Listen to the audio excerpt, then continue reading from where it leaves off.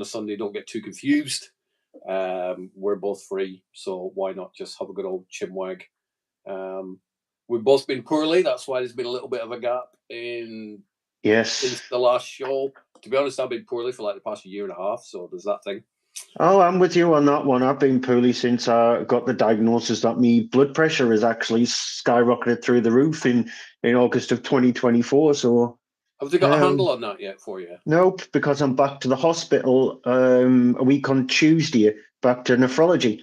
So despite the fact that I know that I've got bad blood pressure and I've been on medication now for about a year and a half in regards to it, they still haven't pinpointed what's causing the bad blood pressure. So I know, a year and a half down the line, doesn't it? Because obviously you're not expecting them to go, oh, we know what it is, we'll fix it, done, right, next. But you kind of hope it would be quicker than what it is. A year and a half. Yeah, pretty much. So I'm still dealing with having a pipe sticking out of my abdomen, which is always fun.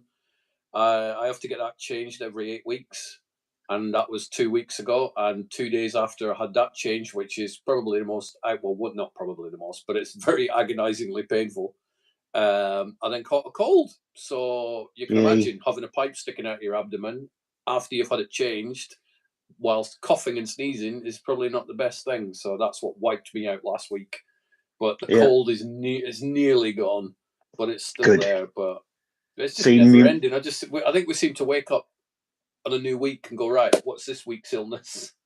Exactly. My mum had a pipe out of her abdomen, and she had two, because she had the catheter and she also had a feeding tube. Right. So pretty much close to each other, because one was coming from the abdomen and one was going into the stomach for a feeding tube as well. And I have to say, the feeding tube was the worst thing to clean. The smell is horrendously bad, because it's sort of like the stuff that you use it's like a version of baby food, but worse than baby food, because it's sort of like food that's already technically being digested in a way. Because it's going into the stomach, because there's nowhere else for it to be digested to go through the body. Yeah. So it's technically being digested, and my God, cleaning that tube was it was horrible. I mean, with the catheter thing, it's not too bad because it's all sealed units, so there's nothing that's open to the air or whatever. But I can detect the smell of the plastic pipe sometimes because I know what it smells, and it doesn't stink. It's not, nobody else is going to go, what the hell's that smell? But when you recognize it, you know what it is, and it kind of drives you nuts after a while. Yeah. So yeah, it's a fun beginning to a podcast, isn't it? Neil's here. You can hear Neil heard me talking about catheter pain and stuff, and he's like, "Oh, I like listening to Stuart talking about it and being in the discomfort." I've got an idea of what I can put one of my characters through in my next film. Probably. So I'm not watching it, Neil. It's not pleasant at all. But let's do a gruesome horror movie where there's a catheter killer going around killing people by installing catheters and washing their bodies out with acid or something like that. What do you want to take that message in the chat room there, Stu, or shall we just tell them to piss off? Basically, I think no, I'm 100% Neil. Yeah, I am. I would show you, but I think YouTube would probably demonetize my channel if I whipped it out in your forehead. What a weird thing to just type into chat. Anyway, it's YouTube. What you expect? It's very true. It's very true. So we do this every year where we go through the Oscar noms and we try and guess who is going to win. Odd. We usually try. That's also by the way, a gooner is also somebody who supports Arsenal, and I'm not a gooner. I'm a Magpie. I thought I recognised that. I'm a Magpie. I support Newcastle United, so I'm taking it from that.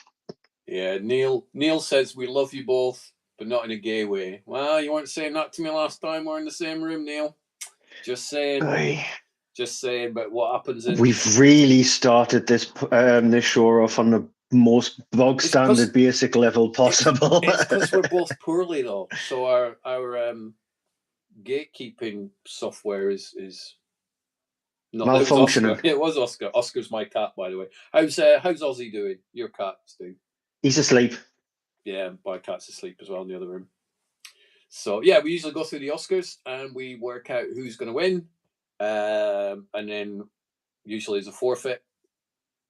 But we just usually it is like the other person suggests a film that the other person has to watch, and they have to watch it, no matter what kind of film it is. But one of the years I watched Life as a Courgette, and I loved that film. Yes. So because I was sick of mentioning it to the fact that you needed to watch it, and then eventually, because lo and behold, the Oscars came through and I was victorious, yep, I forced you to watch it. Well, not great. Forced. I asked you to watch it eventually. And I'm like, oh, I suppose I better watch this thing, and it turned out it was an absolute gem. So there we go. So how do we want to do this? I don't think we need to go through every single nomination on them.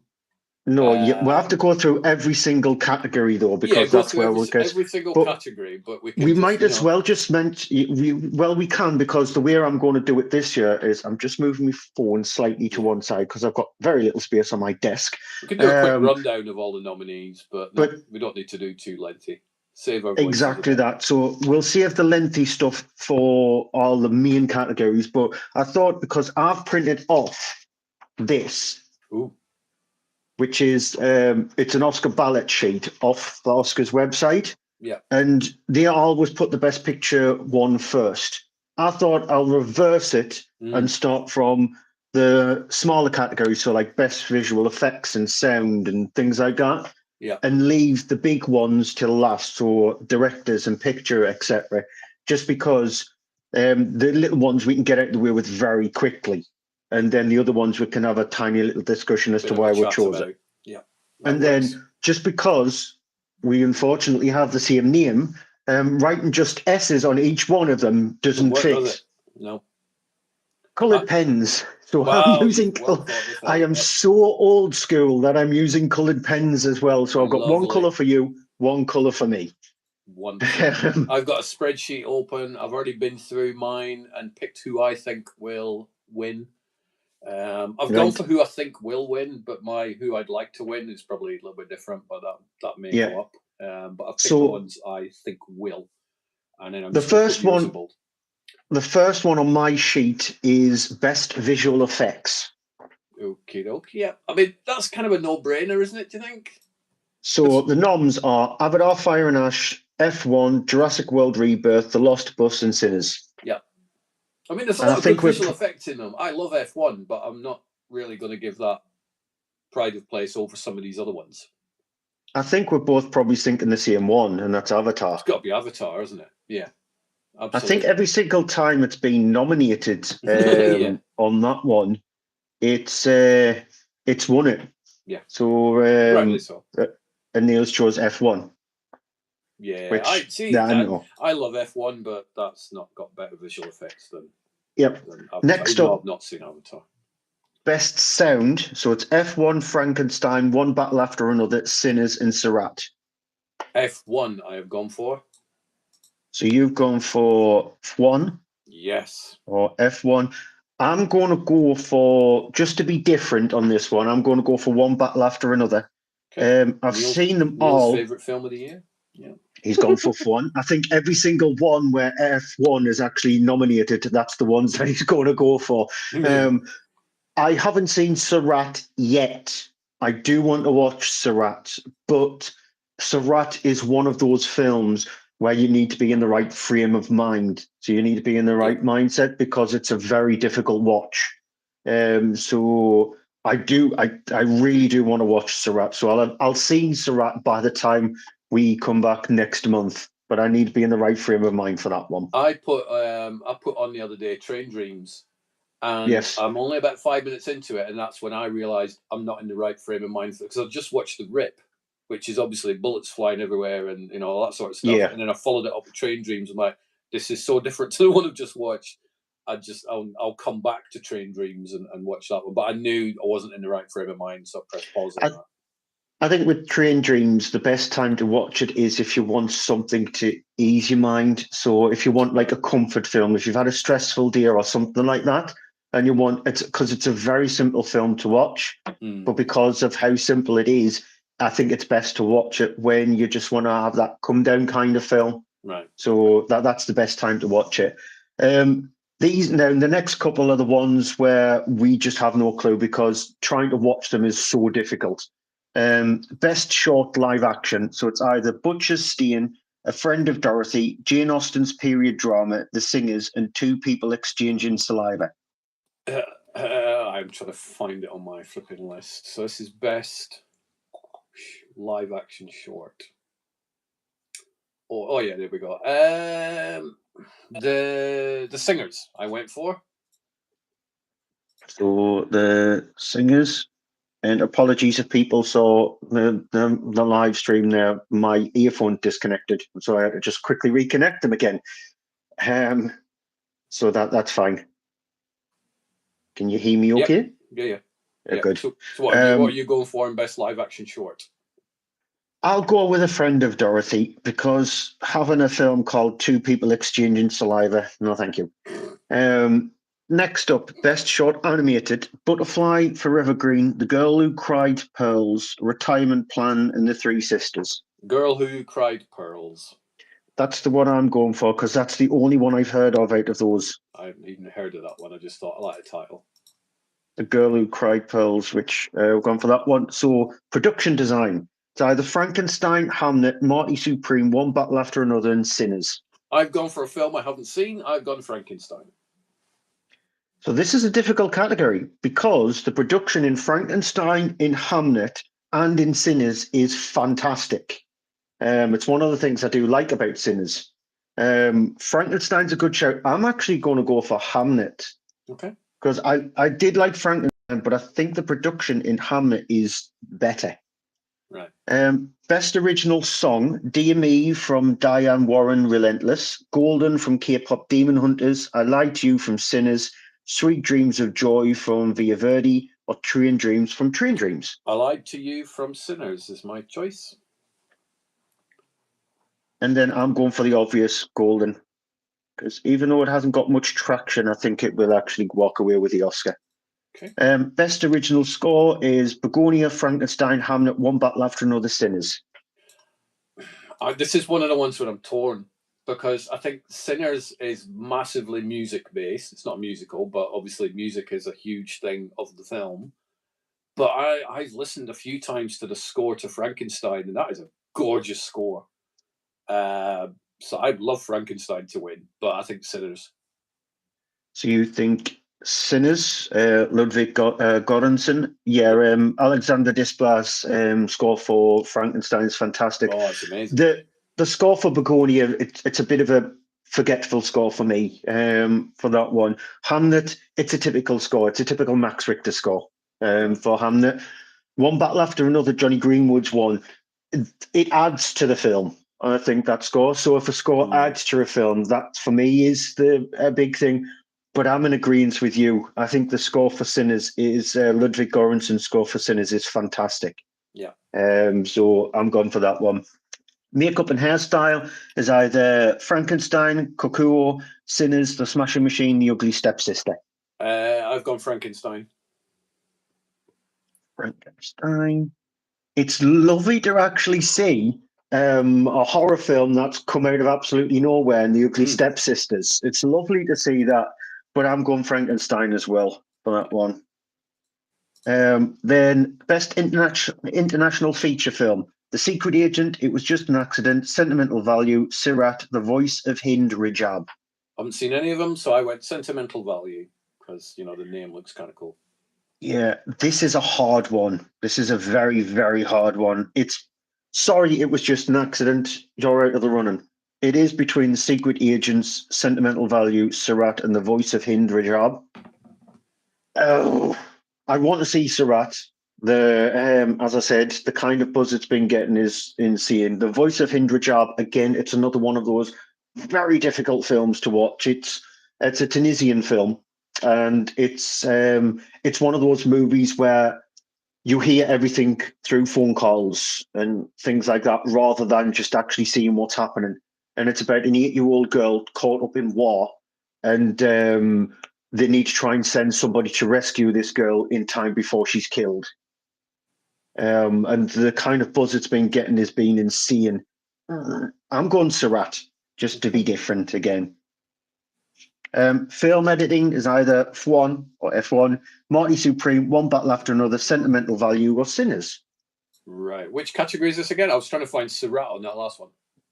Best film editing. Best film editing. Right. I believe I think I know what I picked. I think Neil might be happy on that, but I need to find it. Yep, I went F1. I thought I'd give Neil a bit of backing, so I went F1. I'm going One Battle After. Chucking in your suggestions as well. I appreciate. I'm going One Battle After Another. Okay. And for that one, best documentary short: All the Empty Rooms, Armed Only with the Camera: The Life and Death of Brett Renaud, Children No More, Where and Are Gone, which is a weird translation or something like that. The Devil is Busy and Perfectly a Strangeness. I've gone Children No More. Children No More. What have you gone? Perfectly a Strangeness. Why not? Armed Only with the Camera. No surprise that Neil went with Armed Only with the Camera. Documentary feature: The Alabama Solution, Come See Me in the Good Light, Cutting Through Rocks, Mr. Nobody Against Putin, and The Perfect Neighbor. I went Alabama Solution, just because I know somebody that lives in Alabama, so why not? I'll go Cutting Through Rocks, just because I don't want to go with anything that's got the name Putin in it. Costume design: Avatar, Fire and Ash, Frankenstein, Hamlet, Marty Supreme, Sinners. Do you know, think it's weird that Avatar's got a nomination for this, seeing as it's digital? Yeah, that's why I completely ruled that one out. A bit odd one, isn't it? I've gone Sinners. Lots of suits and cool hats and dresses and stuff in that one, so, a lot of them. I'm going Frankenstein, just because Del Toro has a fantastic track record when it comes to costume design, Oscars. Yeah. Del Toro films, so I've gone with that one. Cinematography, we're now starting to get into the hard ones. So Frankenstein, Marty Supreme, One Battle After Another, Sinners, Train Dreams. What did I pick on that one? I'm pretty sure I know what I picked. No, I picked Train Dreams. Okay. I picked these last week, so some of these I'm like, what did I pick? But yeah, I've gone Train Dreams for a film that I haven't finished, but you've big up the cinematography on it. From what I've seen, it's well shot as well. So yeah, I'm going to go Train Dreams, but it's sort of like that one of those conflicting ones, because Train Dreams for me in last year had the best cinematography. I think the cinematography in Train Dreams is outstandingly phenomenal. Adolfo Valeso has just done an amazing job with that. But it's one of those kind of things where you think, I've got a feeling like something like a Sinners is going to win it. But I'm going with my heart, and I'm going with Train Dreams on that one. Yeah. Caston, Hamlet, Marty Supreme, One Battle After Another, The Secret Agent, and Sinners. This is a new category as well, isn't it, for this year? Yes. I mean, they've all got pretty good casts, but One Battle After Another, I chose for that one. One Battle After Another. And then I'm going to go with Hamlet. I'm going to go because I think they've got the casting absolutely spot on, because I can't see anybody else playing the character role than Jessie Buckley in Hamlet. I think she did an amazing job. Neil's best animated One Battle After Another as well. So. Best animated feature: Arco, Elio, K-pop Demon Hunters, Little Amelie, or The Character of Rain, Zootopia 2. I went K-pop Demon Hunters for that one. The only one I've not seen out of that list is Little Amelie. Because it was only released in the UK yesterday, Friday. Okay. So I've yet to see it. I really do want to see that one. Elio, I didn't much like Elio. I thought Elio was passable. Zootopia 2, the animation is very similar to the style in Zootopia. Arco, the animation's nice. I will go with K-pop Demon Hunters. But it's one of those ones where you know it's going to go. Because this year, no offense to it, but it's not an overly strong one. It's not like something is majorly standing out to me like last year with Flow. Yeah, or a Spider-Verse or something like that. Yeah. Best supporting actress, again, we're getting into the big stuff now. So supporting actress: Elle Fanning for Sentimental Value, Inga Ibsdottir Lillis, probably butchered that, Sentimental Value, Amy Madigan for Weapons, Wumi Masoka for Sinners, and Tiana Taylor for One Battle After Another. I've gone Sinners on that, gone Wumi for that one. Even though I thought Amy Madigan in Weapons is just out, she's just absolutely nuts. She plays Anne Gladys in that film, and she won it the Golden Globes. I'm going to go with Tiana Taylor. I think Tiana Taylor has got more of the push behind her for One Battle. Yeah. Best actress. Now, this is a shoe-in for me, but best actress is Jessie Buckley for Hamnet, Rose Byrne, If I Had Legs, I'd Kick You, Kate Hudson, Song Sung Blue, Renette Renvier for Sentimental Value, and Emma Stone for Begonia. I haven't seen any of these films, but I instantly went Jessie Buckley. That's mine. So it was just something where I'm like, it's going to be her. Jessie Buckley is favourites to win it, and that's mine. Best Supporting Actor, Benicio del Toro for One Battle, Jacob Elordi for Frankenstein, Delroy Lindo for Sinners, Sean Penn for One Battle, and Stellan Skarsgård for Sentimental Value. I'm really hoping it's Delroy Lindo for Sinners. That guy deserves it. He's awesome. See, I don't know why Jacob Elordi is there for Best Supporting Actor, because he plays Frankenstein's monster and he's in pretty much most of the film. Just probably because he's more likely to get that than Best Actor. Yeah. Isn't it? It's one of those things. Sean Penn does Gooning brilliantly. And that's another thing for in regards to Gooners. He does Gooning brilliantly in One Battle After Another. Yeah. It's such a hard one to choose. Benicio del Toro is not in One Battle After Another that much. He's in the film for about 15-ish minutes. Does anything in One Battle where I'm like, oh wow, that's amazing. He's good, but he's been good in lots of things. So I think it's a weird nomination. Yeah, I do understand that, Neil, that Sean Penn was playing pretty much like a cartoon villain, somebody who would go up against Roadrunner or something like that. But I still think he does cartoon villain in that case really well. Yeah, he does. I'm going to go with Sean Penn. With Sean Penn, I love Sean Penn, but it's like if you were to show somebody who's not really that well up on movies, God, you want me to show you what a really good actor looks like. Watch this role, Sean Penn, One Battle After Another. That's not a conversation that would ever happen, because it is very pantomime over the top, and like you said, he does it really, really well. But it's not, for me anyway. It's not Sean Penn's best work, but out of those two options, they're not in the Oscars, but I have to choose Breaking Bad over Sopranos because I haven't seen Sopranos and I've seen more Breaking Bad than Sopranos. Breaking Bad and Sopranos. Both of them are not my cup of teas, but I've seen Sopranos. I'm like, I've got a signed Sopranos poster on my wall there, which is signed by most of the cast. So I'm going to go Sopranos. But Breaking Bad is great. But. Yeah.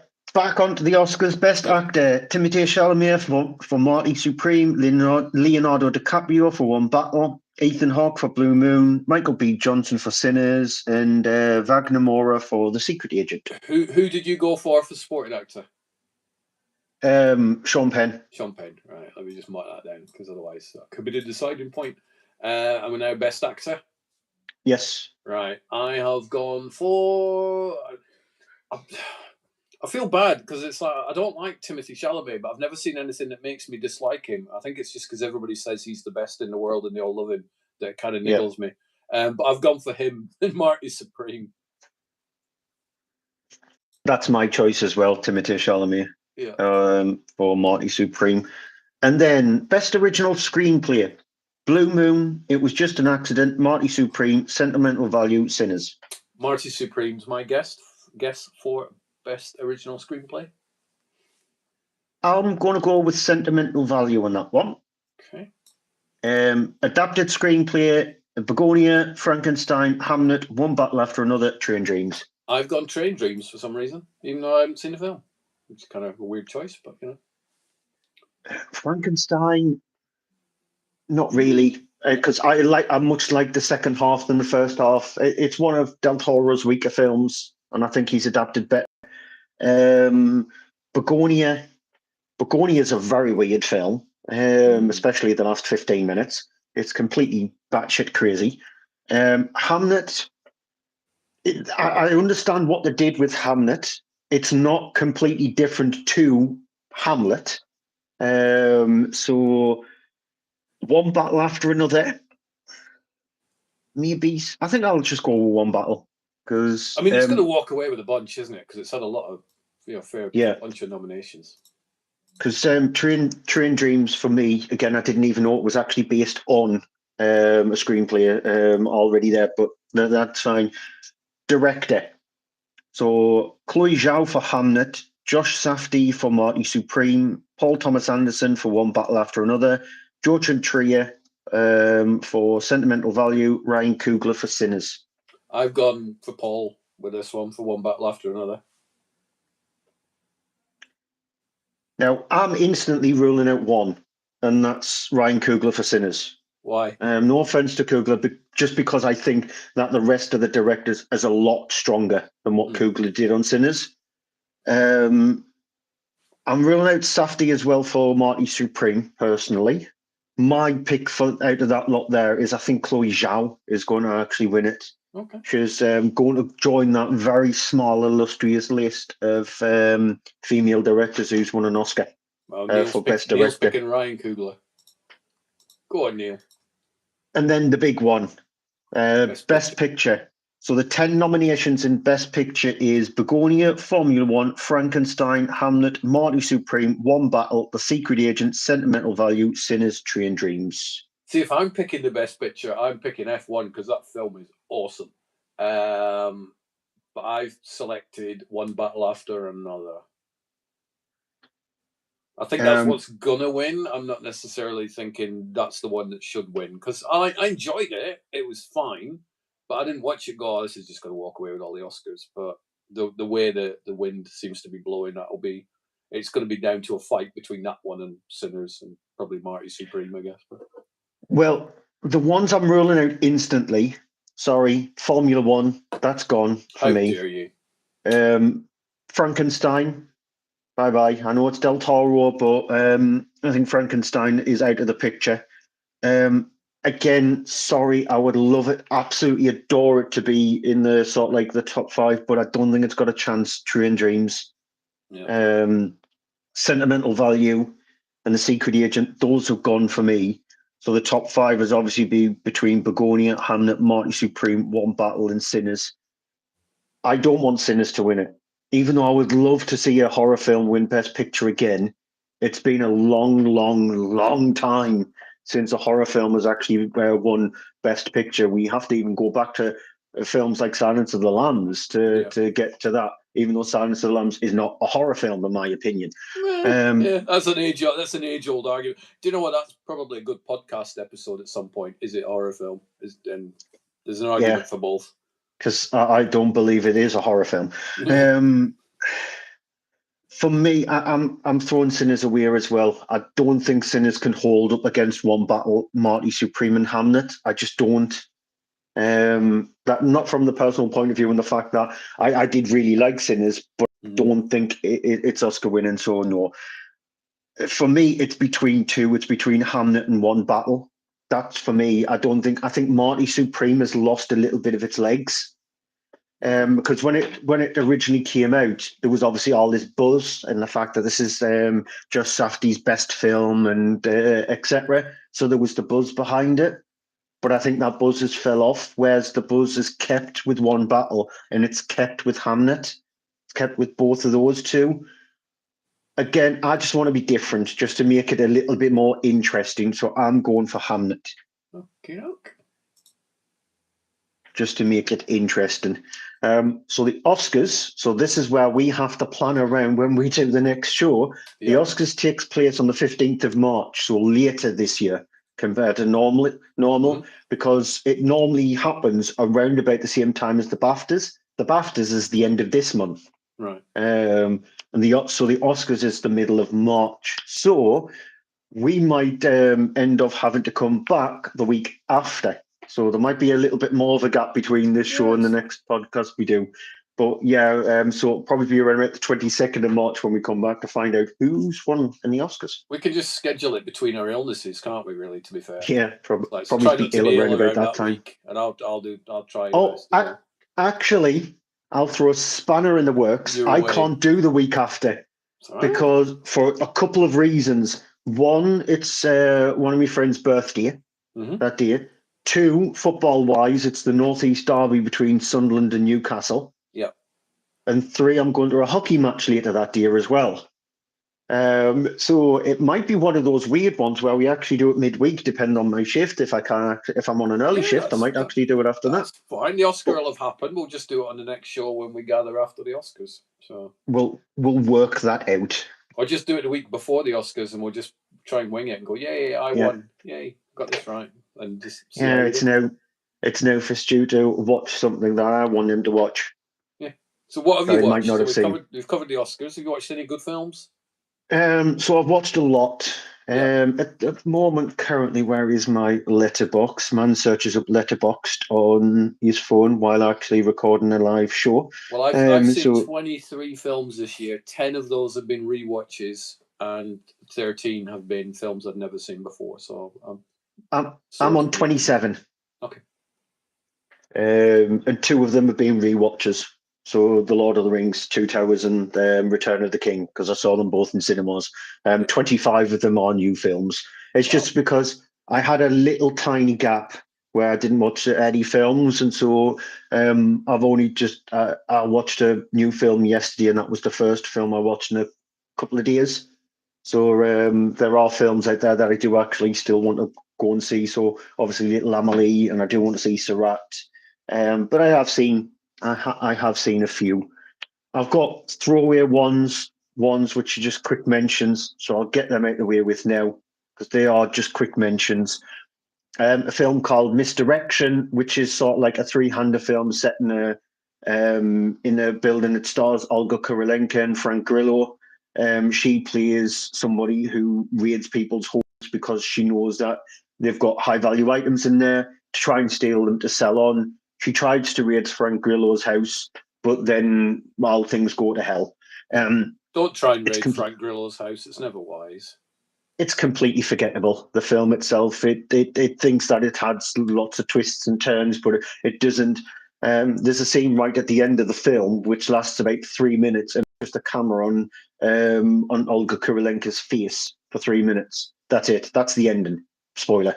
I'm not actually telling you the proper ending, but the last scene is just her standing there with the camera on her face.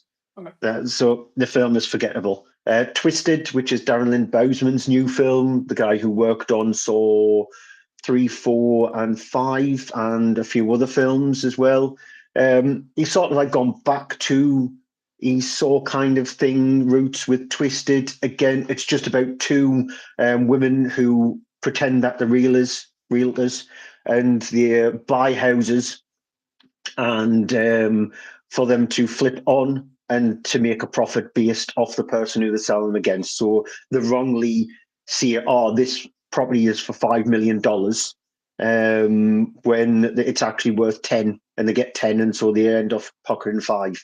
And the person who owns the property gets the other 5. They decide to try and scam out for one more time. This doctor holds this dark, dark secret in the fact that he is trying to find a cure by experimenting on human beings through their brain. Wow. So if only he has 2 realtors he can experiment on. Exactly. And lo and behold, one of them, he does. Wow. There is a lot of cranial messing around with, so people getting the top part of their head cut off, and then you see the brains, and a lot of messing around with brains. Like Hannibal. There is a scene. Yeah, there is a scene where somebody's had his cranium taken off, and he just wants to embrace the sweet, sweet end of death, and so he decides to charge headfirst into a wall. As you do. And splats his brain, which is a nice enough death. It's fine. Don't expect, because that is the antithesis of the gore. There is one person who decides to take a gun to himself and shoots himself, but the antithesis of the gore is brains. It's just brains. It's okay. It's nothing special. I've seen Lynn Bousman do better. Yeah. Mother of Flies, which is the Addams Family's new film. So, in case you don't know, the Addams Family is this family of directors, actors, writers. They do the score, They do the cinematography, they do the editing, all that kind of stuff. And they star in their own films. I thought you meant the Addams Families, and you're like, yeah, them ones. I'm like, what? They make their own? I'm getting confused then for a second. No, not those ones. So they make very, very, very low budget independent horror films, and so their latest one is Mother of Flies. So the mother, father, and daughter from the Addams Family, again, not the star in the film. It's about the daughter. She's got cancer and she needs to try and find a cure for it, supposed cure. She comes across this witch who supposedly has a way of being able to create a cure. It's one of those ones where it's more attuned to its nasty visuals than it is to its anything else. So it decides to do these fast interspersed visuals where you see maggots and all that kind of stuff to add the aspect to the movie, when in fact it doesn't, because it's been done so many times before that it has no impact anymore. It's one of the better films from the Addams Family. The Addams Family, it's one of those they're one of those kind of directors and families that if you do not get on with the first 10 minutes, switch it off. Right. Because you're not going to get on with the rest of the film. Because they do feel very, very ropey. It's on Shudder. It's watchable if you've got nothing else to watch. Grizzly Night, just what it says on the tin, but it's not a horror film. It treats itself more like a docudrama than a horror film, about set in the forest. Bear attacks happen, which hasn't happened for decades, and these people have to survive. It's bad. It's just the way it handles itself. The bears are probably in the film for about 10 minutes or so, but the rest of the film, there's no drama. You don't even feel for them, so you don't even feel the turmoil. The acting is awful. The acting is really woeful in the film. It's just completely forgettable. The poster it attracts you in, but the film just kicks you out the door. But it should say grin and bear it, maybe, on the poster. Because it is just one of those typical posters where you see the grizzly bear front and center, and you think, oh, it's going to be one of those nasty survival films. Yeah, it is not. Oh. A slasher film called Black Spines, or in America it's called His Watching You. It's a very old school slasher film. So it takes its sort of like treatment from 70s and 80s slasher films like the Black Christmases and Old Friday the 13th and stuff like that. So if you're after a very old school slasher film, don't expect anything special from it. But for what it actually is, it's pretty decent. Okay. If you're after something to harken back to the 70s and 80s. And the final one of the quick ones is a film called World Breaker, which is the latest film with Mila Jovovich in it. Oh, no. It's one of those films where it's an end of the world kind of film, and these aliens have actually taken supposedly over the world, and they have to try and survive. So father and daughter, pretty much the entirety of the film, having to survive on this small little island. Very little happens. Is it a Paul W.S. Anderson film? Because nope. Wow, she's working with another director. Holy moly! Yeah. So no, Paul W.S. Anderson is actually hard at work on adapting House of the Dead. Oh wow! Okay. Obviously Uwe Boll has done a House of the Dead film. That was his first film, actually. House of the Dead, first feature-length film. He wasn't involved in the sequel because there is a sequel to House of the Dead. His plan was to do a trilogy, but he only did the first one. The second one was done by somebody else. Paul W.S. Anderson is actually doing a reboot of it, a remake of it.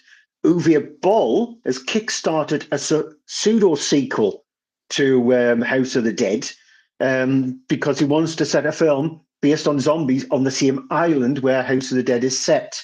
Okay. So the third film in the series, which was planned, is never getting made because they're doing a reboot and Boll is doing a pseudo sequel.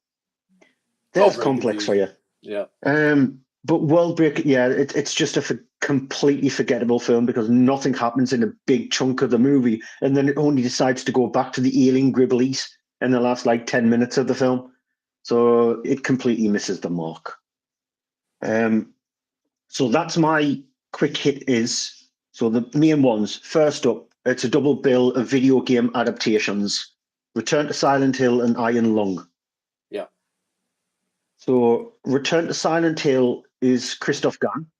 who did the first Silent Hill film. He didn't return to direct the sequel, but he done this one, which is based off Silent Hill 2. Right. So the James Sunderland character, even though the character in Return to Silent Hill is not called James Sunderland. So this one, so it loosely adapts the video game. So it is about a character called James who runs into a woman. He establishes a relationship with her, and then if you know the story of Silent Hill 2, she goes missing. He then ends up getting a letter saying, "Come and find me in Silent Hill," which was the place where they met. And so he ends up going to Silent Hill, and then the bad stuff happens. So it uses exactly the same storyline as Silent Hill 2. To have Christoph Gans back, it's a big positive, because I actually quite liked the first Silent Hill film. The second one, I didn't. Yeah. But the first one is not too bad. He absolutely ballses it up in a bad way. Uh-oh. It's just completely forgettable. He doesn't have the style of what he did with the first Silent Hill film. That is completely gone. It's very soulless. It's very empty.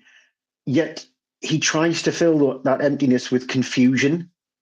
So the first Silent Hill game, Silent Hill 2, sorry, is not a confusing game. If you follow the narrative of Silent Hill 2, it's actually quite straightforward. Husband trying to look for his wife, who supposedly had died, and him receiving the letter, she's in Silent Hill. And then, yeah, strange things do happen, but it is a quite straightforward narrative. And what Gan has gone and done with this is he's gone and done a confused narrative, and it just does not have the feel or the impact or the punch of his first film or even the video game. Okay. I like the first one. It's been decades since I've seen it, but I remember quite enjoying it at the cinema. But Sean Bean in it, didn't it? If I remember rightly. In both. Both of them, yeah. Yeah, he's in a flashback scene in the second one because he doesn't die. Spoilers in the first one. He's not in this one. Yeah. So it might have made it better if Sean Bean did actually show up. But yeah, even though, because in the first one, you've got that brilliant scene outside of the church where somebody literally gets their skin ripped from their body, where Pyramid Head actually grabs hold of the top of her head and just pulls the skin off like she's a banana.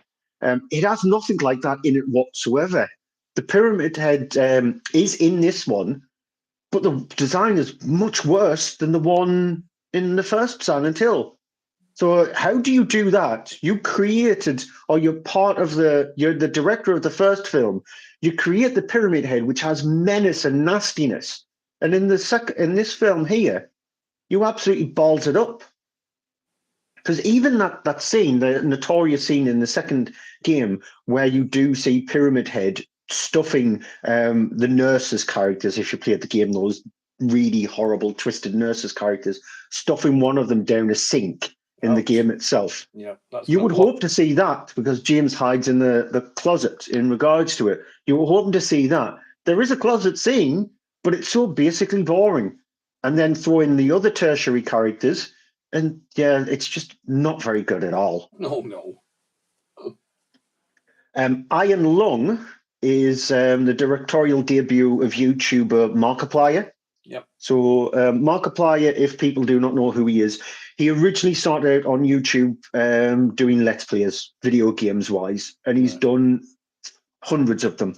One of the best ones, and it's a very hard watch, but his reaction and the way he played the game was outstanding. It's a small little video game called Rat Dragon Cancer, and it was created by a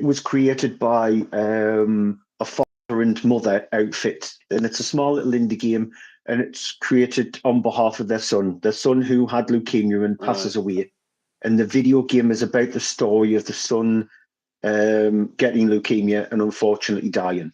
I mean, with a title like that, though, it's like if I saw that on a game store, I'm not going to gravitate. If I knew what it was about and where the backstory was, I'm more likely to go, I'll give it a go.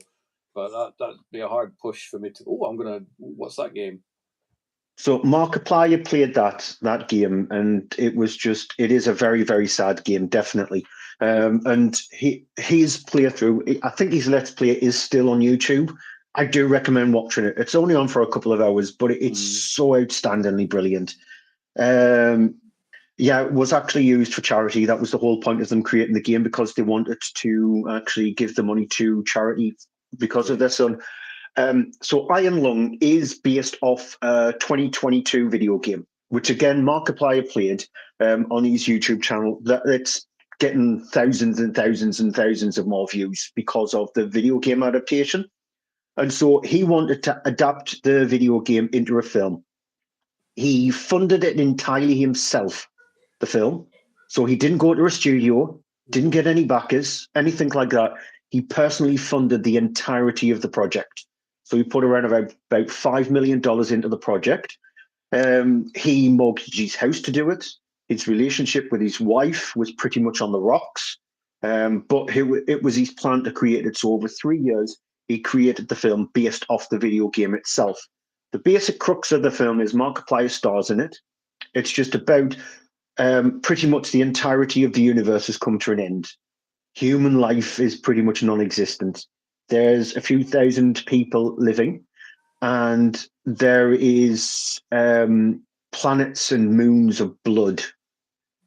And it's about this iron lung, which is, if people know what an iron lung is, it's normally for people who can't breathe.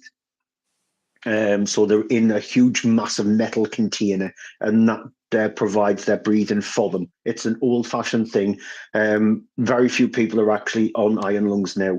So he's in this giant version of an iron lung, or smaller version of a submarine, and he is accosted to travel down to the bottom of a blood sea, so a sea made entirely of blood, to try and find something that potentially can save the remaining human life. That's the crux of the story. So it's pretty much a one-set film. And the way Markiplier actually did it is, the set itself, he pretty much remained on that set the entirety of it, because obviously he's the director of it. He wrote the film alongside the creator of the video game, and he stars in the film. So if you like those kind of films where they're set in one location, it's definitely for you. It's one of those films where it has a captivating intro, so it grabs you, and then unfortunately it loses you in the middle section. It starts to wane a lot, and then it grabs you again with the last 15 minutes, because if you're into your eldritch horror, your Lovecraftian kind of twisted horror, it adds elements of Lovecraftian nature into the last 15, 20 minutes. It's got the world record for using the most blood in a film. So that was originally held by Evil Dead, the Fede Alvarez film, which was 50,000 gallons, I think it was. This uses 70,000 gallons. For a one-location film, it uses 70,000 gallons of blood. Wow. Because you do see a little bit of the blood scene, but let's just say the entirety of that iron lung fills with blood. So there's a lot of blood. He goes through hell in the last 15, 20 minutes of the film. So you need to stick with it, because the middle sections wins, because it uses a lot of the same kind of plot points in the middle section. But if you stick with it, the payoff is actually worth it. Okay. Did the film make its money back? I'm hoping so. For the easily. guy. Good. Easily. Because it was released the same week as the Melania documentary. Yeah. And there was an uproar, because when Box Office Mojo was publishing their box office lists, they actually took Iron Lung off the list. And then it resurfaced back on the list itself, and Markiplier wanted to find out why, and he never found out why that was the case. So they were looking at potentially, they were doing it because the film came in second that week that it actually came out, because it was released in America the same week as Send Help, which I'll get on to Send Help next, because I've seen that. And so it came in second, and so it was rumored that they did it to make Melania's box office takings a little bit more elevated, livable. Because that came in fourth when that came out in the US box office, and then it miraculously reappeared back. But it's made to date in America alone around about 35 million. Nice, good. And I couldn't be so happier for him, because he's got visual flair. There is enough in that film, in Iron Lung, to actually be interested in what he does next, which I'll definitely follow what he does next. I'm glad he's decided to take a break from film because it destroyed him pretty much. He's gone back onto YouTube, so he's started to do his Let's Plays again. But I would be very interested to see what he does next. So I think his directorial debut is a heck of a lot stronger than Chris Stuckman's Shelby Oaks film, which came out last year. So I think his directorial debut is a lot stronger than that. There is a film that I recommend called Milk and Cereal, which is on YouTube, which is about a 45-minute short film. It's about a serial killer. Nice play around with words in it. Say, is that how it's spelled as well? Serial as in like serial yes. killer? Right. It's outstanding. It's an outstanding YouTube. And the director of that, he's doing his own feature-length film this year. As I mentioned last month, the creator of the Backrooms games, he's actually doing the Backrooms film. Yeah. So he's doing that. You've obviously got the Philippou brothers, who did Talk to Me and Bring Her Back. Yeah. They've got their sort of like creating their next brilliance, and I love the Philippou brothers. Yeah. So I cannot wait for that. So the YouTubers are actually showing their teeth.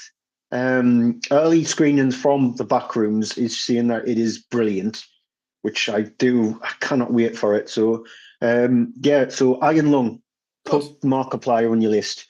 Yeah.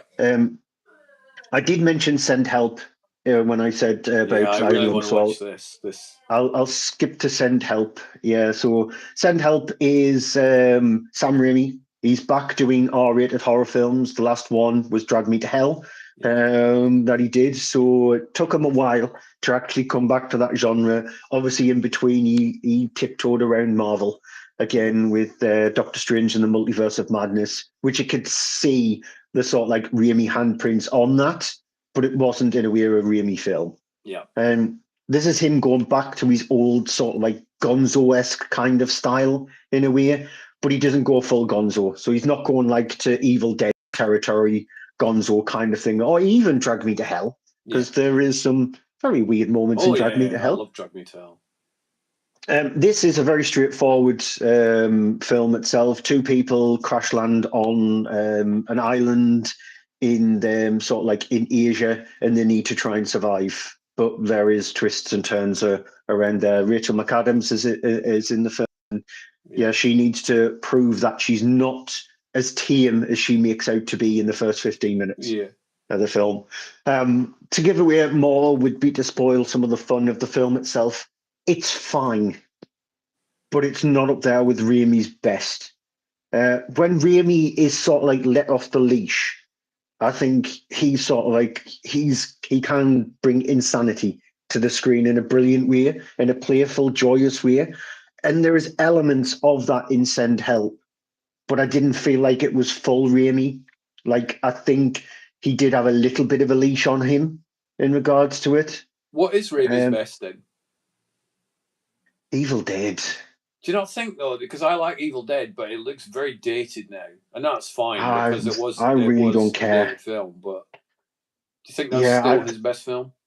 I think just because Evil Dead, even if you watch Army of Darkness with the stop motion skeletons and all that kind of stuff, it for me it still works now. Yeah, same. Because the whole point of Evil Dead is a very serious film compared to Evil Dead 2 and Army of Darkness. Evil Dead 2 was a lot more playful.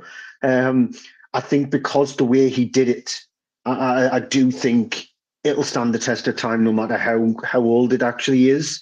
Evil Dead 2 for me is Raimi's best. And I'm with some critics in regards to that. This is actually decent. It's it passes the time. It doesn't oversteer its welcome. It has a few nice little twists and turns.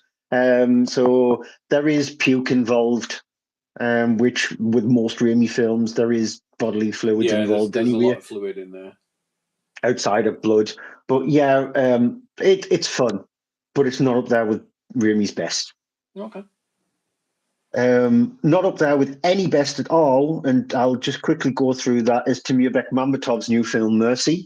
So that's the Chris Pratt, Rebecca Ferguson EI film, where pretty much the entirety of the film is Chris Pratt has been charged with murder, and trial in the future is held by AI. Of course And you've got to prove to this AI that you're innocent. You need to hit a certain percentage. So if you drop below 98%, then there is doubt in the fact that you are guilty. And then you need to drop below another certain percentage beyond that before you are let off. Wow. Anybody who goes up against the AI judges never gets let off. No. So he has got to try and be the first person to prove that he is innocent. So the idea behind it is it's an interesting one. It's sort of like a Minority Report kind of feel to it. It has a look of Minority Report. It completely fumbles with everything it attempts to do. It makes no sense some of the time. When it does make sense, it's boring and dull. Exactly, the trailer it is very Minority Report. But yeah, it's just absolutely dull. It's an idea of a film, and that's it. The film part is just stupid. And it's what Timur Bekmambetov has done with his career. This is the director who did Night Watch, and Night Watch is a really good film. He did Deer Watch as well, Okay, not the Ewan McGregor, not the Ewan McGregor film. No. But he even directed a Linkin Park video. He did Powerless. At a push, he even did Abraham Lincoln Vampire Hunter, which is watchable. But he did Darkest Hour and films like that. And so it's just bad. It's just a bad, dull, stupid AI film with acting that is just as bad as the AI that it's trying to actually be. Whoops. So dull, absolute dull. The next on my list, I'm going to actually do last. Because there might be a tad little bit of a rant. Whistle, which is the new Corin Hardy film, who did The Hollow. Very unique gentleman, that guy. Yep. Which I really do like, The Hollow. Whistle is one of those teen movies where they do something to release a malevolent spirit and they get killed one by one. Right. So in this case here, it's a whistle, an ancient whistle, which one of the teenagers decides to, well, a box is actually in their locker one day. They open the box, see the whistle, and guess what they do? They blow the whistle. Yeah, exactly. Let's see what happens if we blow this whistle. Something bad. Lo and behold, when they blow the whistle itself, people will actually see how they're going to die, and they die.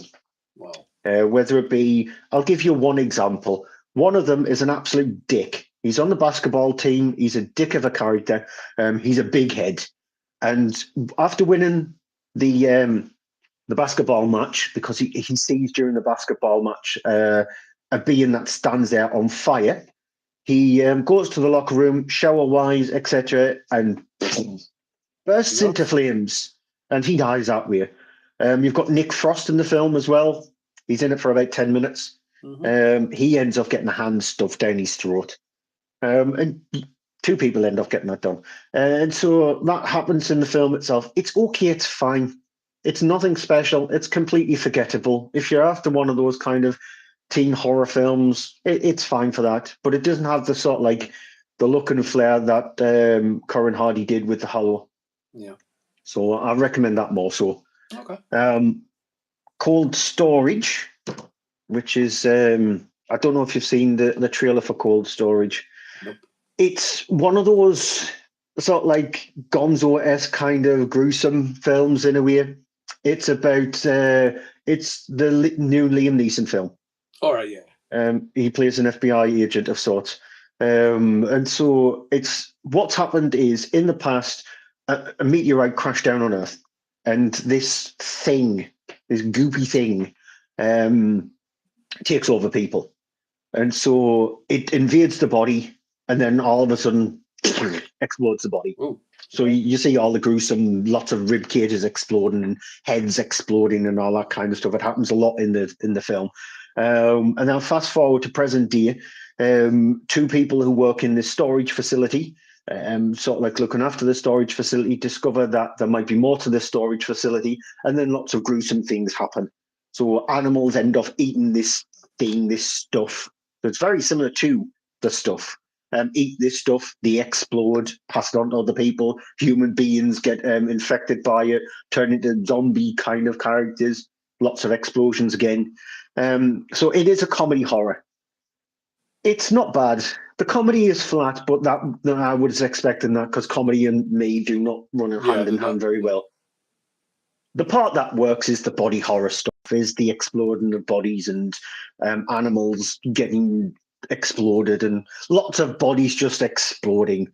So if you go into that expecting and hoping to see just a put your brain at the door, hoping it doesn't explode, and come back out and then put that brain back into place, you'll enjoy it.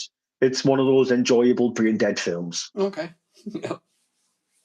And then finally, last but not least, the end to a trilogy that nobody wanted. Strangers Chapter 3. Ooh, yes. See, I like the Strangers 1 and 2, but you are very, very, very much in the minority with that. Absolutely. Yeah, I'm okay with that. The first one, so I'll defend it slightly. Hey, because Raven. the first Somebody in the chat room, so I thought I said hi. Hi back, Raven. The first one, out of the three, is the watchable of the three. The second one is terrible, is absolutely terrible. Because why the hell do we need to know the backstory of the strangers? We don't. The whole point of them, their malevolence lies in their mystery, their mysteriousness nature. So the whole point of the first film was knock on door, Liv Tyler, Scott Speedman, we're home, killers kill them. That's it. That's the whole point of the first film. The reason why they did it, because they were home. Yeah.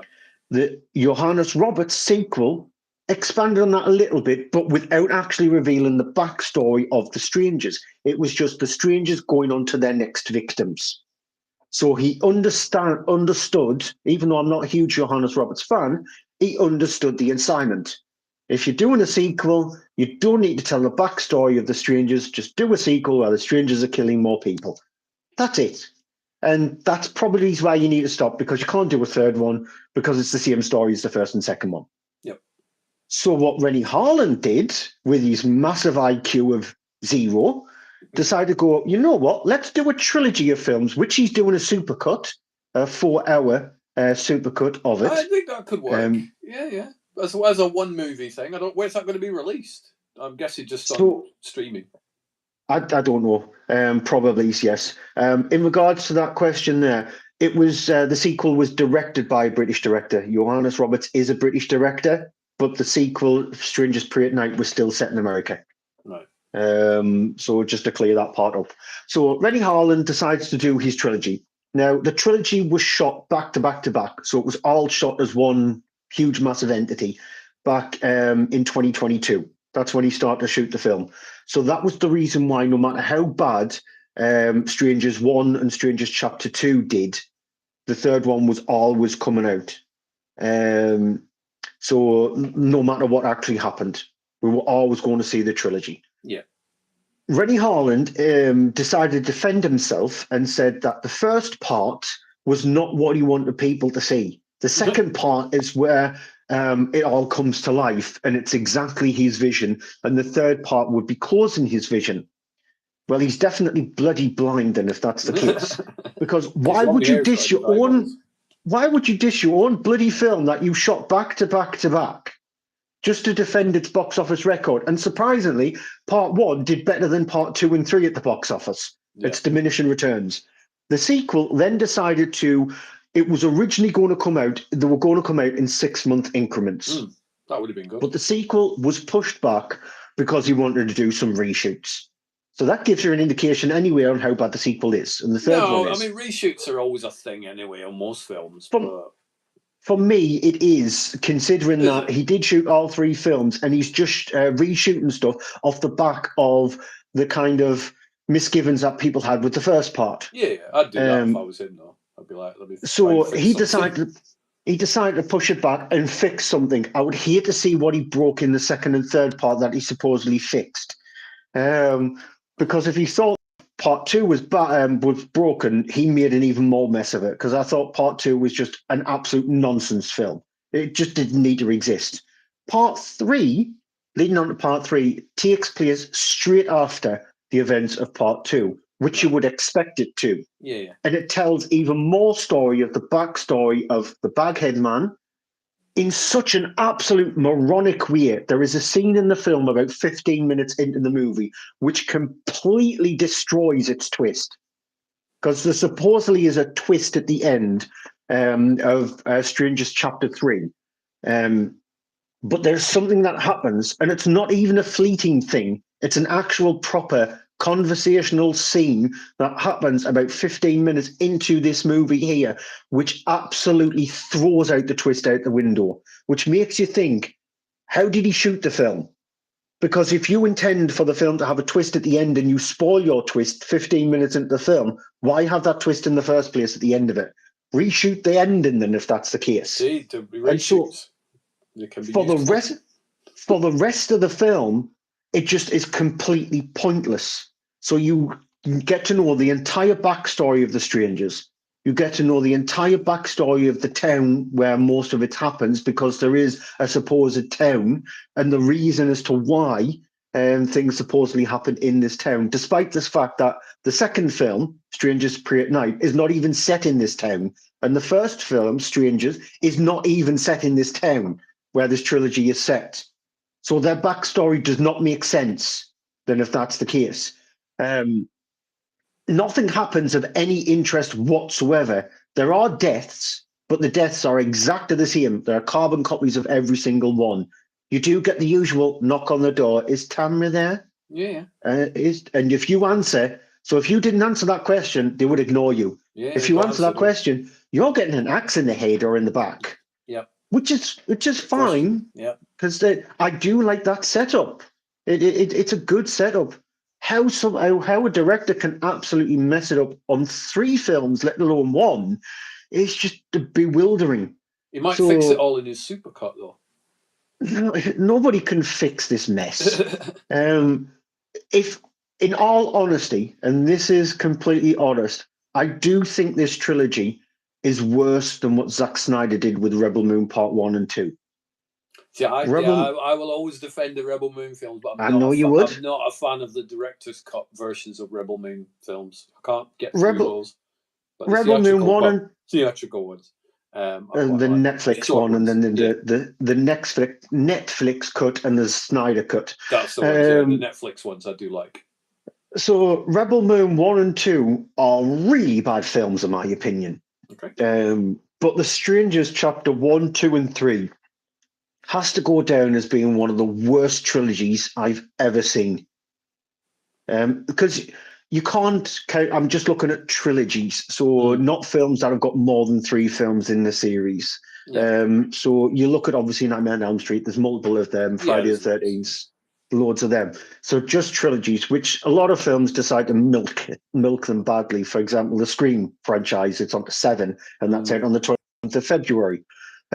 So you decide to milk them. Yeah, this is, I'm just going on trilogies part, because I'm not including Strangers and Pray at Night, because this is trilogies are there, though? Well, that's the thing. I suppose you could say that these Rennie Harlan Stranger Things is a separate trilogy to the other movies, isn't it? So that is just like with the David Gordon Green Halloweens, because he shot those intended to be a sort of like a separate trilogy in a way. Yeah, and the Jurassic World films as well. They're kind of that. Yeah. So you look at them. So if they have the same name as a franchise, but they're separates. So obviously you've got the Halloween series, and then you've got the Rob Zombies 2 films, which I don't know if he ever intended to do as a trilogy. I don't think he did, considering how bad feedback he got from the first Halloween film. It was surprising he did the second one. And you've got the David Gordon Green Halloween trilogy. There's Deep Blue Sea trilogy. Yeah, so there is 3 films in that Chris Nolan's Batman movies. Yeah, so you look at it from that point of view. Rennie Harlan's Strangers trilogy is up there with the worst. Okay. It's the one of the worst trilogy. I would say it is the worst trilogy I've seen in the cinema. Right. Yeah. Because David Gordon Green's films, the first one out of his 3 Halloween films, is very good. It's very, very good. I just did not like kills and ends. I just didn't like them. But with this one, with Rennie Harlan's Strangers trilogy, I didn't like any of them. Why go to the cinema to watch them though? Because I mean, you know one, me, obviously I get, because it's like, let's see what Rennie can do with this thing. I'm a sucker for that. Yeah. Two, I'm a horror fan. I watch horror films. Three, I don't like it the fact that if I've seen one bit of it in the cinema, that I'm going to wait for it to come out on home release. I'll prefer to just stick to the way I've started the trilogy. Yeah, because you're watching them on the same medium then, aren't you? Because obviously we've all seen films at the cinema that are great, and you watch them on a smaller screen, and you're like me.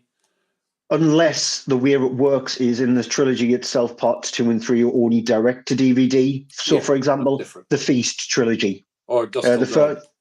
Yeah, the first Feast film was on the big screen, which I was surprised it got a theatrical release. I think it was just because the fact that the producers was Ben Affleck and Matt Damon on the Feast trilogy. And then 2 and 3 was direct to DVD. Yeah. As you said, from Dusk Till Dawn. The second one and Hangman's Daughter, the third one, they were direct to home release. The first one was obviously a theatrical release, which, despite the fact it was an 18 when it came out, I got to see it, even though I was underage. Right. But yeah, The Strangers Chapter 3, worst trilogy I've seen in the cinema. Is it consistently? I mean, obviously you said things about the first one you quite like, but is it consistent? If I like 1 and 2, probably yes, you'll like you will like it. Yeah, you will like it if you felt the same about the first two. I'm not like, I hope this comes out on Blu-ray so I can buy it and add it to my collection or anything. But I'm like, I'll sit down for an hour and a half and watch it. It's fine. It's going to be on streaming very, very soon. Yeah. Strangers Chapter 3. So yeah, it's if you like the first two, you'll find this watchable. Okay. If you didn't like the first two, you'll find it terrible, just like that. I think the worst part is part 2. Right. Just because why do you need a CGI ball in a film? Just to add a little bit of spice. When did this turn into The Revenant for some reason? But exactly. That was kind of weird. This one, it doesn't do that. Yes, people make absolute moronically stupid decisions in this film, as usual. Yeah. Yes. But there is one little scene in just Chapter 3, which I thought added that tiny little bit of malevolence. And it is part of the backstory where you do see them at younger age standing outside of a sort of like a mart of kinds. It's a petrol station with a convenience store attached to it. Yeah. And just because of how the two younger characters clear it out, you do sense that malevolence in there. And I thought that was okay. But yeah, so if in order of going from best to worst, it's a tie between first and third for best, and the worst easily is Chapter 2. Yeah. But that's my watch. That's my watch list. Okay, I'm going to tear through my list relatively quick anyway. So I watched a couple of new films. Oscar Shaw, starring Michael Jai White. He plays an ex-detective who's a really likable ex-detective, and everybody in his neighborhood likes him. And then somebody kills his ex-partner, and he's like, right, I need to track down the person that killed my ex-partner. Pretty much it. Really likable character, played by Jai White. Usually I see him in more action-orientated, slightly more serious Chuck Norris-y type movies. But it was more lighthearted. But I enjoyed it. I like Michael Jai White. Deep Cover, which I think is on Amazon Prime, which is Bryce Dallas Howard, Orlando Bloom, and Nick Mohammed from Ted Lasso. Yes, I know this film, yeah. Came out late last year, didn't it? Yeah. They play improv comedians who somehow get roped into being undercover coppers by Sean Bean, and they end up infiltrating this drug den or drug gang run by Paddy Considine, and then they just end up sort of bullshitting their way through one scenario to the other. Really funny film. It made me laugh. It was just the sort of film. We talked earlier on about you've got to be in the right frame of mind to watch a film. I put that on, I'm like, I know the cast, I'll watch it, and it just kind of hit me in the right sort of frame of mind. So I recommend Deep Cover. I rewatched the 200-something minute Ben-Hur from 1959. Epic film. I listened to a podcast about the making of that. I thought, I need to rewatch Ben-Hur. So I would gladly go to the cinema to see that. I would love to see that on the big screen. I'd love to see that. I'd love to see Spartacus on the big screen, and Lawrence of Arabia would be like amazing to watch all of those. But Just Ben-Hur is because of the still pretty stunning. because of the lengths of them, though. It's going to have to be part of like a season or something like that, because obviously cinemas, when the Lord of the Rings, the reason why they were released in cinemas is because of the anniversary of it.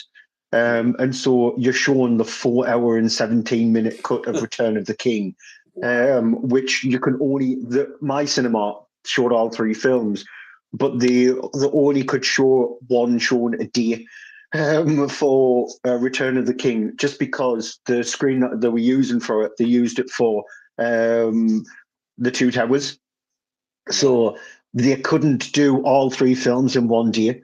So they did Fellowship of the Ring on the Saturday, and then on the Sunday they did the Two Towers from 12:30, and then Return of the King after that.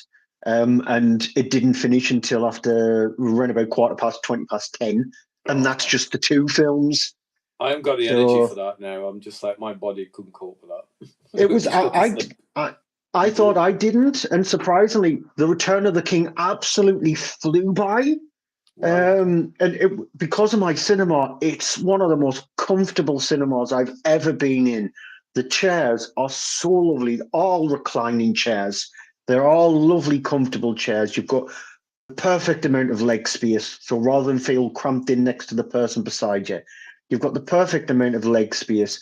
If you need to go to the toilet, you're not disturbing anybody by shuffling past them, because you've got the perfect amount of leg space to actually go and do that.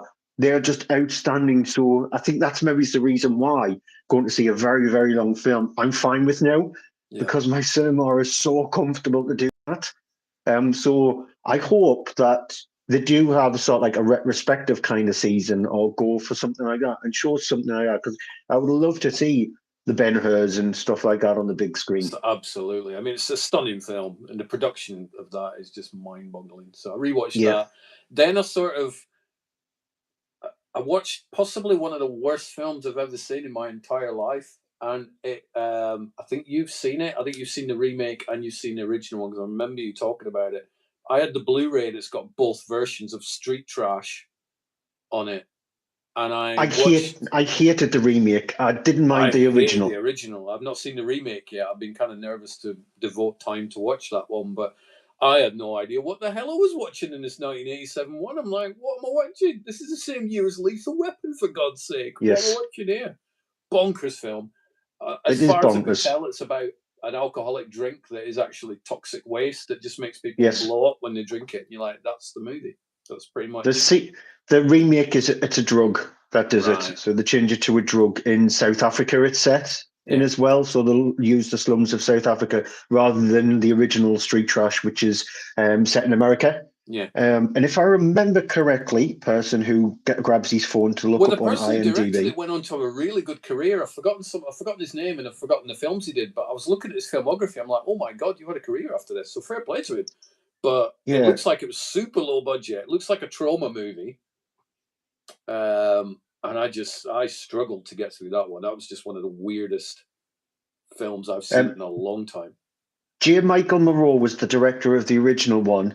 The director of the remake is Ryan Kruger, who did Fried Barry. Fried Barry, I really like. And he was involved with Neil Marshall in Doomsday as well. Okay. So Neil Marshall's Doomsday. But yeah, I didn't like the reboot, the 2024 reboot. I actually quite like the original, because it reminded me of watching things like the Toxic Avenger, because it was around like that time of Toxic Avenger and Basket Case and those kind of Brian Yuzna body horror films. We'll take, because Cronenberg was serious body horror. Yuzna was just more like, I really don't give a damn. Let's go for insanity body horror. People. But Street Trash, I had no idea what to expect with Street Trash, so maybe rewatching it at some point might help. But I'm not enjoying this film at all. Too weird for my life. When I first watched Street Trash, I was 9. Yeah. So I was 9-year-old, and it was because when my parents used to go out on a Thursday night to bingo, That's when my cousin used to look after us, and my mum knew pretty much by the end of her stopping to babysit us that she was renting horror films for us to watch, and she would just rent a horror film that we had not seen, well, me especially, and she would just rent anything. Yeah. And Street Trash was one of them. Basket Case was one of them. That's how I saw Society. Actually, I saw Society on BBC Two because it was actually shown on BBC Two very late at night. And I watched Society and just start laughing in the last 25 minutes of that film. Yeah. And so I think it depends on how you grew up, which me. I grew up like a psychopathic mad person. So I didn't mind the original. It's the sequel I didn't get on with. Weird film. And then the following 3 nights, I watched 1991's Doll Man, Demonic Toys from 1992, I think. And then the third night was Doll Man versus the Demonic Toys. So I've got a bit of a full moon entertainment sort of Doll Man, Demonic Toys. I like those. It's weird. I've spent a few seconds bashing Street Trash because it's like, oh my God, it's terrible. And then watched a film called Doll Man. You're like, I like that. So I'm kind of all over the place with the films I enjoy. Yeah. But they're bonkers. They were the sort of stuff that I rented in the video store in the early 90s, and they were fun. Can't imagine the sort of reception they would get now if they came out. I can imagine internet They still would make destroy them. They're still making them? Yeah, because it's part of the multiverse in a way, because you've got to throw, because Demonic Toys and Puppet Master and Dollman and all that kind of stuff is part of the same kind of universe. Yeah, you've had crossover crossover and films. That sort of stuff. There's all these crazy weird ones. You've had crossover films with Puppet Master and Demonic Toys. There's been a couple of those films, so they still actually do make them. But they're fun. They're just because that's what Full Moon did. Yeah, they started way back. I think like the Metal Storm, I think, was the first name I remember seeing Charles Band associated with. And over the year, I mean, my video shop used to be just filled with the Full Moon Entertainment stuff. I used to love it when Dollman, and they're still fun nowadays. I've got a Blu-ray box set with them all, not all of them, but there's like 6 of them in there. The video store that I used to rent my VHSs from before the man in the car used to come around with VHSs in the back of his car. I used to love it when they used to get the new Full Moon film in, because I would rent it straight away. That's how I saw, they're not part of the Full Moon collection, but that's how I saw films like Demons and stuff like that. Because Demons and Demons 2, I love Demons and Demons 2. The third one's terrible. The fourth one, Demons Zombies, of all things to call it, makes absolutely no sense. But yeah, I used to love renting those Full Moon films and stuff like that. So I'm enjoying working because I've had this box set since like August, and it sits on a shelf, and you go, well, it's not going anywhere, and you're like, why have I bought it if I'm never going to watch it? So I'm like, right, I'm going to watch these things. So I'm watching sort of one per night. I think the next one will be the Baby Oopsie films. But what was really wonderfully strange was I put on Facebook, a bit like you do with your Blue Sky account, where you go, today I watched this, and you'll do a little bit of thing about it. Yeah. And I did it on my Facebook page about Demonic Toys. And a guy replied, who I don't think is friends with me, he replied going, I'm glad you enjoyed it. That's some of my work. And it turns out he was one of the puppeteers for Demonic Toys. And I'm like, that's amazing. So I was I was chuffed about that. That's the other thing I love about them. No matter which film you watch, they're all actually, they're not CGI. They're all physical. Yeah. So that's what I loved about them. They've kept with the physical. If you add all of the whole films together as part of the series, there's loads of them. You're going into 20, 30 plus films, because even just the Puppet Master films, there's lots of them.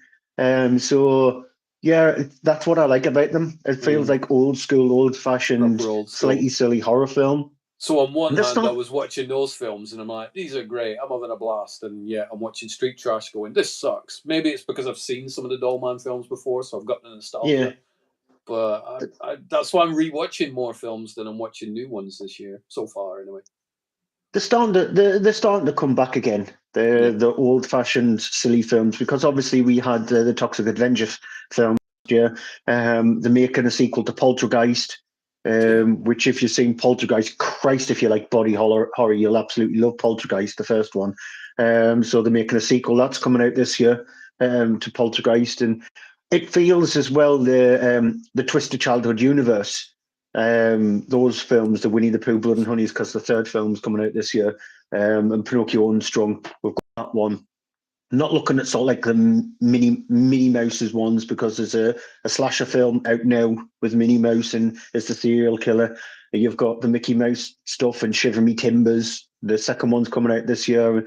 So you've got all that, not including those ones. The Twisted Universe is sort of like reminds me of those films from the late 80s and mid 90s. And it's nice to actually see a slight little resurgence of them, because I know what I'm expecting. Yeah, they do exactly what they see on the tin, so it is that kind of silly horror film. Switch off your brain, enjoy them. And then the final two films that I've watched were a rewatch of Heat from 1995, the Michael Mann film. Still love that movie. And then 1981's Thief, also by Michael Mann. I was torn whether to watch Thief again or watch Collateral again, and I opted for Thief.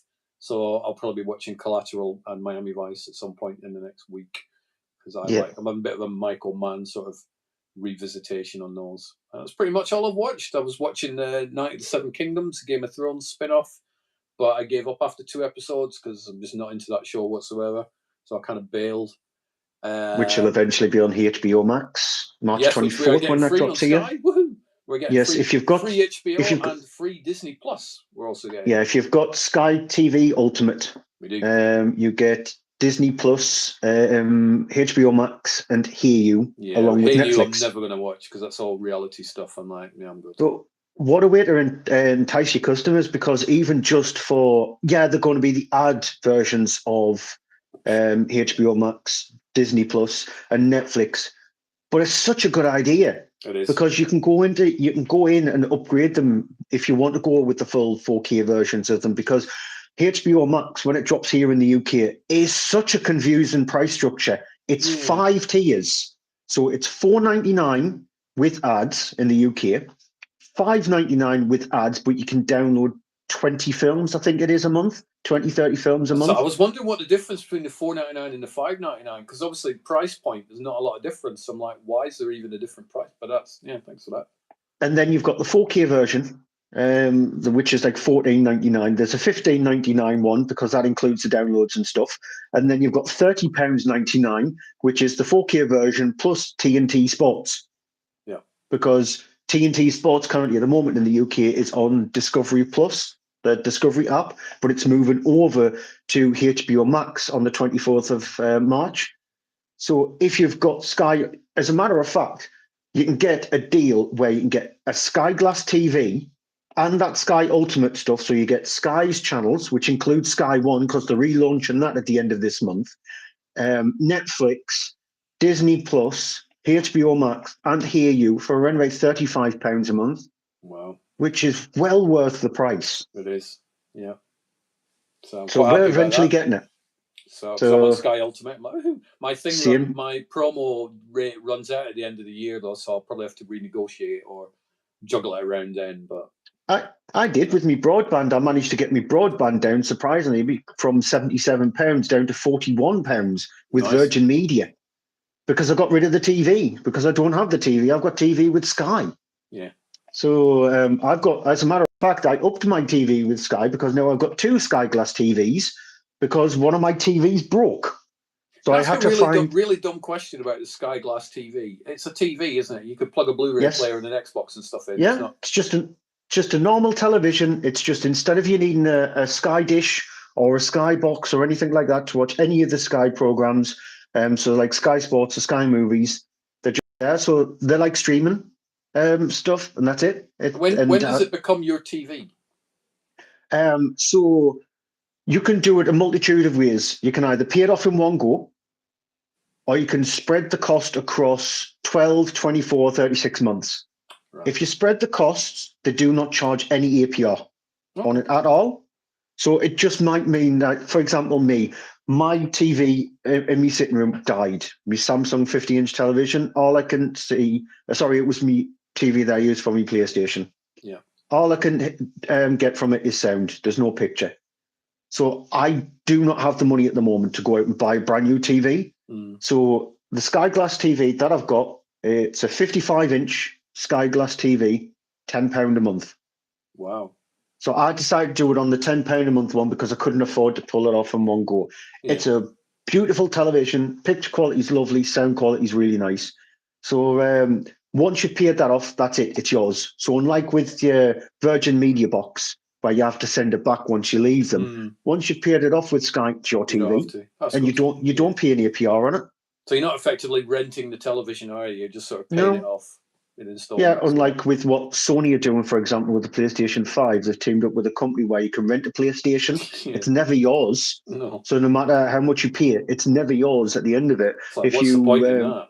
Yeah. You can't sell it or anything like that. But with the TV, it is yours. Okay. So it was just the cheapest way for me to get a replacement television. And so I've got, of all colours, it's a slight little green colour, which is slightly different than just having a black TV or a white TV. Yeah. My other main TV, my other Sky Glass TV is blue. But yeah, it's well worth it. We're not promoting Sky, by the way. No, not at all. I mean, Sky, I'm with Sky, and the promos are fine. But I know for a fact once I'm out of the promotional period, the price will go through the roof. So I'll have to renegotiate something else or cut something off that I currently have, which is an option as well. So. Yeah, but if Sky wants to sponsor us, by all means, give us free TV. Yeah, I'm open to sponsorships. Yeah, definitely. Yeah. I'll even put the TV behind me. Yeah. So yeah, what are you up to this afternoon? Anything exciting or not? Well, I'm at work tomorrow. Fortunately, I'm working 10 till 4 tomorrow. So I don't have a weekend this weekend. No. So I'm just going to chill the rest of the weekend. I did bite the bullet, and I did. Oh, you get myself a PlayStation Portal. As well. Yep. Yeah, I think it's a fantastic piece of kit. Feels really solid, doesn't it? It's the way it's made is unbelievable, and it feels like you're holding the DualSense as well, which is weird because obviously there's a gap. Because I've tested a few games on it to just see how they work. The streaming stuff, the remote play is a bit hit and miss, but the streaming stuff, when it works brilliantly. Yeah. And so I played some Stellar Blade on it, which I finished that game, which it works really nicely on it. And I'm playing a roguelite currently because I'm waiting for Resident Evil Requiem, which is out at the end of the month. And it plays really nice roguelike. I've played a couple of racing games on it. So racing games control really nicely on it. But it's a sturdy piece of kit. It's well worth the money, despite the fact there were rumours, because Sony had a state of play, but there were rumours that Sony is going to release an upgraded version of this year, right? With an OLED screen instead of the LCD screen. I don't look at that screen and go, "Oh, well, that's not a good screen." It looks perfect. It's in 1080p. I think that Sony's streaming quality is better than Microsoft's. Right. Because I suffered playing through Doom: The Dark Ages through Xbox Game Pass on streaming, and the quality used to drop down to 480p at times. With this one, I've had a couple of little blips here and there, considering the fact I've got broadband that's supposed to be a gig, but it never is. Yeah. So I've had a couple of little blips here and there, but they've only been minor.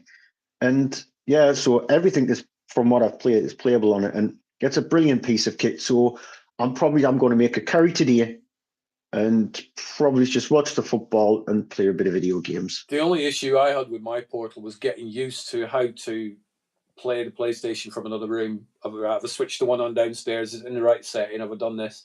Took me a little bit to go, all right, now I know which order to do it in.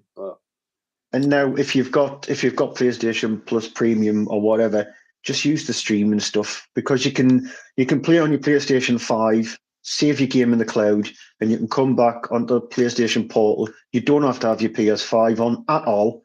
Wow. Just do the cloud streaming stuff. Your save is there. You can continue on where you left off, and then save again. You can continue back on your PlayStation.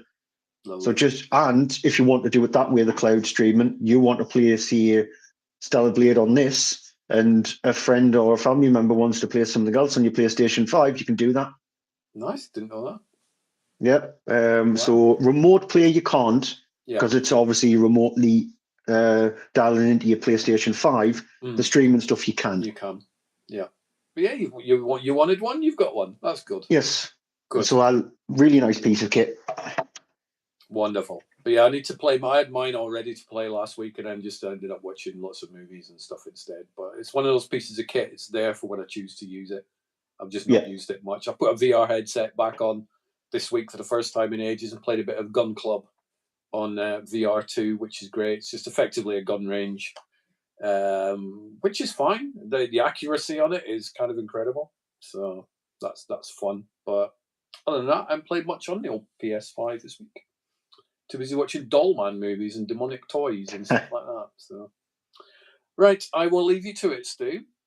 We've obviously made notes of the Oscars, so we'll see who wins in the middle of March. Definitely. And you enjoy your afternoon. Same with yourself there. Right. Thank you. Bye-bye. Bye. Thanks for everybody in the chat room. Bye-bye.